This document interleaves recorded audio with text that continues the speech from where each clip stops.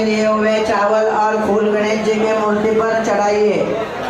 हाथ में पानी लीजिए और बोलिए अनेन कृत पूजनेन श्रीमंत दगड़ूशेठ महागणपति देवता प्रियता नमः। सीधा प्लेट में पानी छोड़